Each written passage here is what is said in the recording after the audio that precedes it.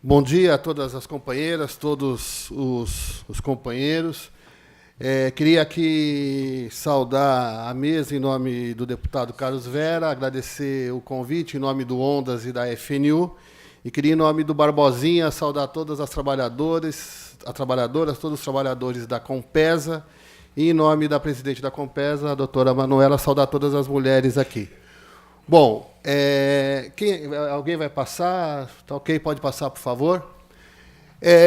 O Ondas, ele é um observatório nacional pelos direitos à água e ao saneamento. Foi criado agora em fevereiro de 2019 e é um observatório que se pretende se colocar à disposição da luta, da formulação e da formação na área de saneamento, na perspectiva da sociedade brasileira na defesa do direito humano à água contra qualquer forma de privatização. Pode passar, por favor? Bom, é muito importante, deputados, a gente entender que o setor de saneamento ele ficou desde meados da década de 80, 1986 aproximadamente, abandonado do ponto de vista das políticas públicas. Foi só a partir de 2003, com várias ações do governo, que o setor de saneamento passou a ocupar um espaço importante enquanto política pública, combinando com a importância que ele tem. E aqui eu trouxe alguns exemplos, tipo a criação do Ministério das Cidades, que deu endereço para o setor de saneamento, a criação do Conselho Nacional das Cidades, a criação de comitês técnicos de habitação, de saneamento, de mobilidade urbana, a realização das conferências nacional das cidades, que permitiu que a sociedade e os vários atores interessados debatessem a questão do saneamento. A Lei 11.107, de 2005, que é a Lei de Consórcios Públicos, que, no seu artigo 13, trata especificamente do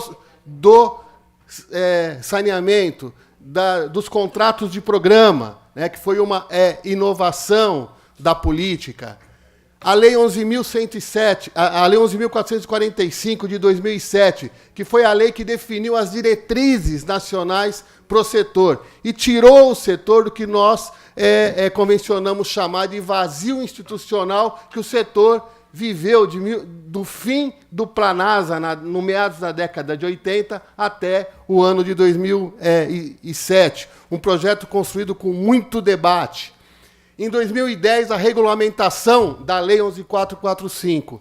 E, em 2013, o Plano Nacional de Saneamento e a retomada dos investimentos. Há muito tempo, o setor não tinha uma quantidade tão grande de investimentos como passou a ter a partir do PAC 1 e do PAC 2. Eu estou mostrando isso para dizer para vocês o seguinte, que é um profundo equívoco dizer que os problemas da dificuldade da universalização do acesso aos serviços seja em função da Lei 11.445 e porque é uma lei relativamente nova, se você considerar os aspectos que tem o saneamento do ponto de vista da contratação, do ponto de vista das obras, do ponto de vista dos projetos, sobretudo de um setor que ficou muito tempo estagnado. Então, usar esse argumento que tem que mudar a lei, uma lei que foi regulamentada em 2010, portanto, há 9 anos, é uma tremenda falácia. Começa daí o nosso debate. Pode passar, por favor. O que se pretende, de verdade, com as propostas de mudança na legislação nacional de saneamento, é uma coisa só, deputado Carlos Vera. Isso é explícito, é abrir as possibilidades de participação do setor privado no saneamento. É importante que todo mundo aqui saiba que a legislação brasileira hoje, seja através da Lei 8.987, que é a Lei de Concessões, seja através da Lei das PPPs, o setor privado já pode participar ativamente do setor de saneamento. É uma profunda, desculpa a expressão, uma profunda sacanagem você argumentar que você tem que mudar a lei Nacional de Saneamento, no sentido de, na prática, aniquilar as companhias estaduais de saneamento para ampliar a participação do setor privado. Se o setor privado não participa, ele que discuta as dificuldades que ele tem de participar. Agora, fazer o que eles querem fazer com esse projeto de lei, o 3261, né, é um tremendo equívoco e não contribui em nada com o avanço da universalização. Então, o que está por trás desse debate todo é isso. Pode passar, por favor. E eu vou mostrar aqui. Pode passar, por favor. Desmistificando os números do saneamento básico, mais ou menos na linha do que o Biratã já disse aqui. O Biratã é bonzinho quando ele diz que a imprensa divulga dados que, no fundo, procuram desqualificar os operadores públicos de saneamento. Na verdade, a imprensa faz isso porque a imprensa, a grande maioria dela, está do lado daqueles que defendem um Estado cada vez menor em relação às políticas públicas. A imprensa trabalha com os dados que são fornecidos pelos atores privados, notadamente as representações das companhias, das empresas privadas, em particular a ABICOM, que é a Associação Brasileira dos Concessionários Privados de Saneamento. Pode passar.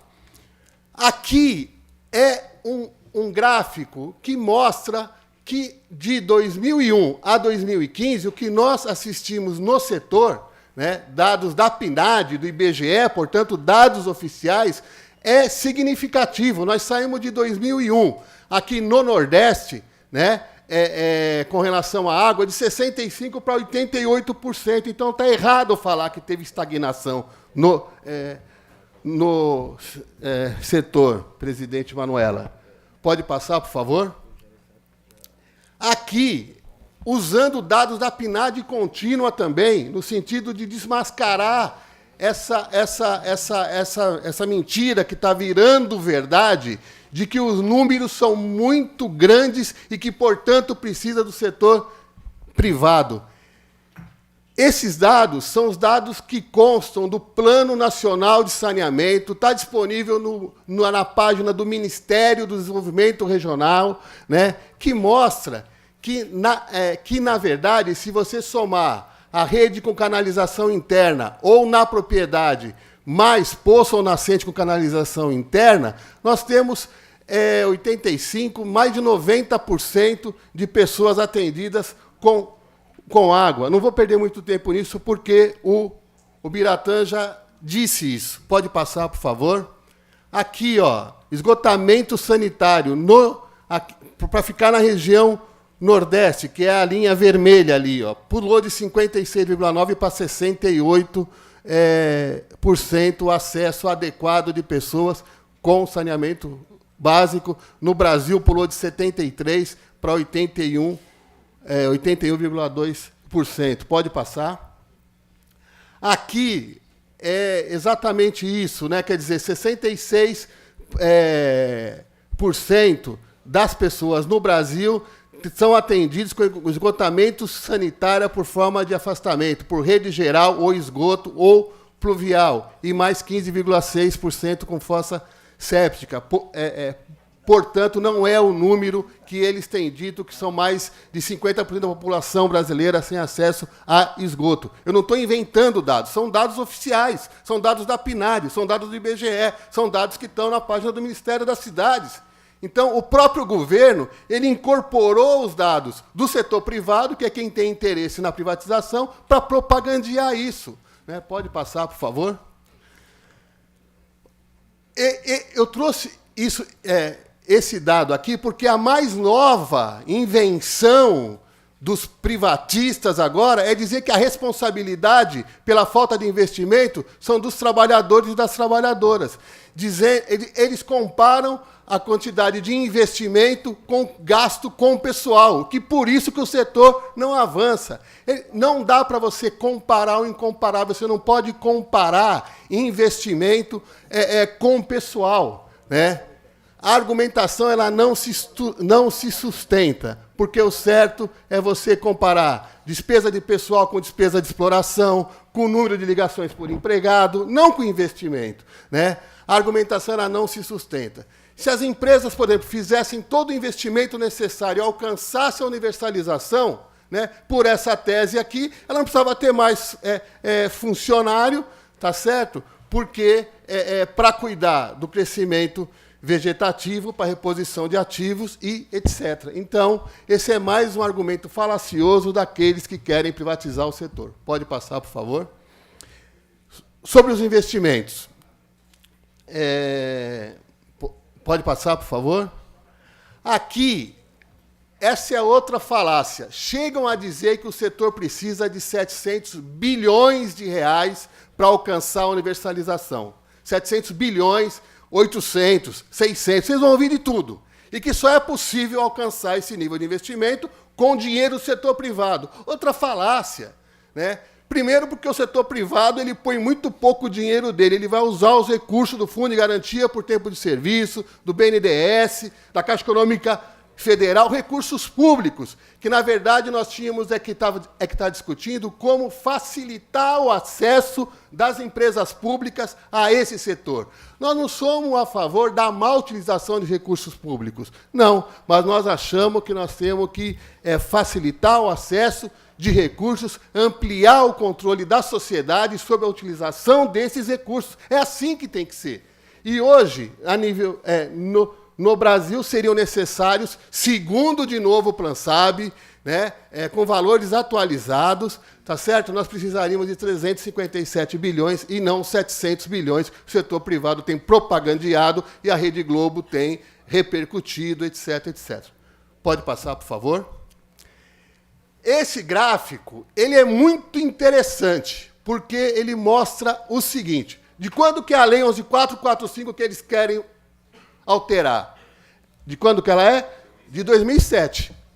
Olha o que aconteceu com os investimentos do setor em saneamento. De 98 a 2007, foram investidos 32,32 bilhões de reais, dados do SNIS, do Sistema Nacional de Informações sobre Saneamento. Olha quanto investiu de 2008 a 2007, a partir da criação da lei, deputados. Quase 100 bilhões de reais. Ou seja, a lei, a retomada dos investimentos, da participação da sociedade, ela foi positiva para o setor. Né? Pode passar, por favor. E mais, eu fiz questão de trazer aqui um dado da Agência Nacional de Águas, do Atlas de Esgoto, da ANA, né? Foi apresentada uma audiência pública recentemente em Brasília, que mostra o seguinte, está ali, ó, ele dividido em grupo A, grupo B e grupo C. Eu não vou me deter a cada grupo, porque eu não tenho tempo, mas eu vou direto aos finalmente. A implementação das soluções de esgotamento sanitário e os investimentos serão feitos de forma gradual. No horizonte de 2035 foi estimado o valor de 149,5 bilhões de reais. Aonde estão, de novo, aquele montante de 700 bilhões de reais que o setor privado tem propagandeado? Dado da ANA, órgão do governo, está lá na página deles, né? Eu estou falando isso tudo aqui para cair a ficha nossa de que, na verdade, não tem Madre Teresa de Calcutá no setor privado. Os caras querem as empresas e os locais rentáveis, porque esse é o objetivo legítimo do setor privado. Mas não dá para dizer que eles vão resolver o problema do saneamento. Pode passar, por favor? Esse é um estudo que saiu do forno, foi feito pelo Observatório Nacional dos Direitos à Água e ao Saneamento. Ali, a gente fez uma comparação de 2007 a 2017. Vejam, vamos pegar só 2017. Olha quanto que cresceu, ali é água, esgoto, né? Em água, nós crescemos, em ligação de esgoto, 172% nesse período, em água, 48%, né? Em esgotamento, 163%. Né? Se você comparar com o PIB cresceu nesse período 117%. Portanto, né, a evolução do PIB em relação aos investimentos em saneamento foi muito inferior. Quer dizer, o setor cresceu muito mais do que cresceu o PIB. E pasmem vocês, o agronegócio, a agropecuária cresceu 37%, a indústria 2% e o serviço 120%. O nosso setor, né, ele sim é pop, e não o agro é pop, como quer dizer aí os defensores da privatização. Pode passar, por favor? Aqui é aquele quadro, no gráfico mostra ali né, o que foi o PIB, que é esse laranja aqui, tá certo? E depois mostra ali a água, o esgoto, tá certo? E quanto cresceu o agronegócio, a indústria, etc, etc. Então, pode passar, por favor? Aqui é o crescimento dos ativos permanentes das empresas. Pode passar, que no gráfico fica. Olha quanto que cresceu os ativos, o Biratã, das companhias estaduais. Cresceu isso aqui, ó.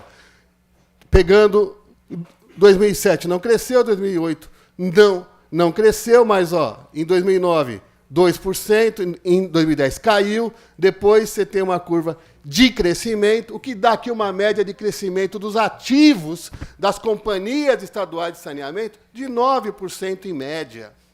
Ou seja, nós crescemos acima do PIB. É esse setor que eles querem desmontar.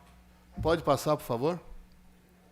Isso aqui só para dizer que os prestadores privados atuam em 5,1% no número de ligações de água, os públicos em 94,9%, em esgoto 4,9% o privado, 95% o público, volume de água produzido, o privado 5,9%, o público 94%, e volume de esgoto tratado, o privado 6,5% e o público, as empresas públicas 93,5%. Pode passar, não vou ler esse quadro, que já está lá.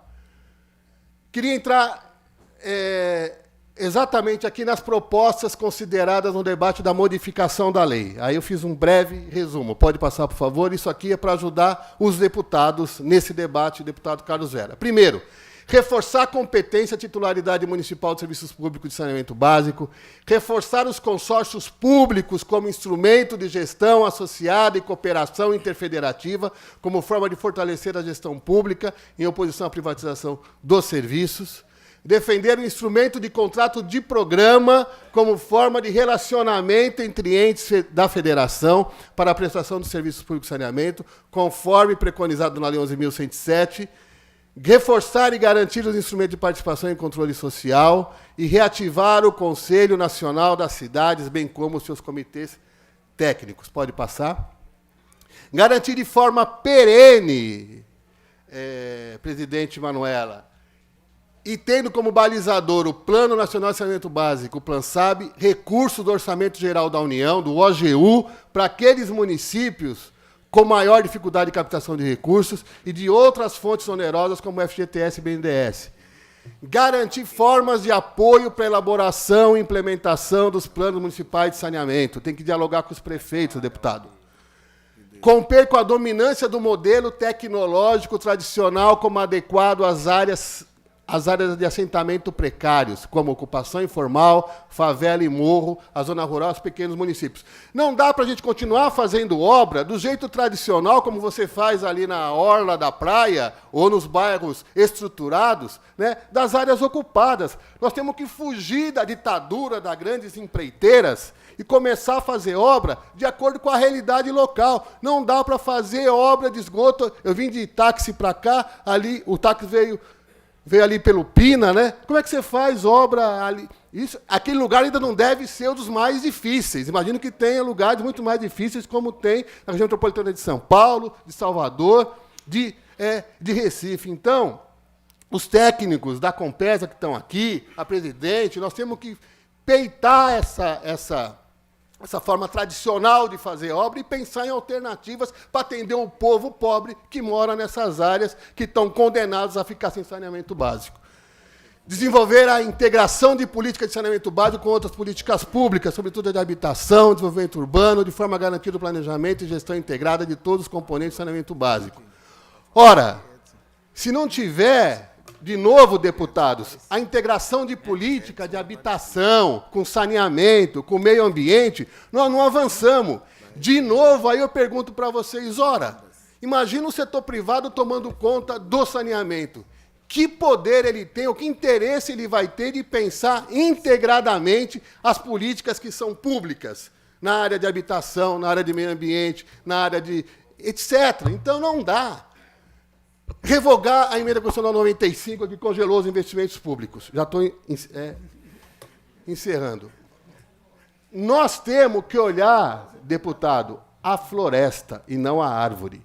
Esse governo é um governo de desmonte das políticas públicas. Como que eu vou ter dinheiro para investir em saneamento com a medida, com a emenda constitucional 95 em vigor? Tem que revogar a emenda constitucional 95, que congela os gastos públicos. Né? Bom, para concluir, eu falei 21 minutos até agora, 1 minuto a mais do tempo. Pode passar, por favor? Bom, aqui tem 2 slides só. Retirar da emenda do PL 3261 a expressão para vedar a prestação por contrato de programa dos serviços públicos do artigo 175. Começa daí, deputado Carlos Vera. Lá na comissão, nós temos que tirar, logo da emenda do projeto, isso daí. Segundo, incluir como princípio fundamental o acesso à água limpa e segura ao saneamento básico como direito humano fundamental e tem caráter essencial. Colocar na lei que o Distrito Federal e os municípios são titulares do serviço. Pode passar, por favor? Incluir, quando se trata da questão dos blocos, é importante a gente entrar nesse debate. Nós não somos contra criar regionalização do saneamento. Isso ajuda na escala. Só que do jeito que eles estão fazendo, está errado. Eles estão inventando uma figura de bloco que não tem previsão constitucional, né? Não traz segurança jurídica nenhuma. Por isso, nós defendemos que a regionalização tem que ser tratada nos termos do artigo 25, parágrafo 3º da Constituição. Pode passar? Era isso. Falei 22 minutos, 28 segundos e 50 segundos. Muito obrigado. Vou deixar o meu e-mail aqui, meu telefone. Eu estou sempre à disposição de vocês, a hora que quiserem, quando quiserem, para a gente continuar esse debate. Muito obrigado em nome do 11 da FNI.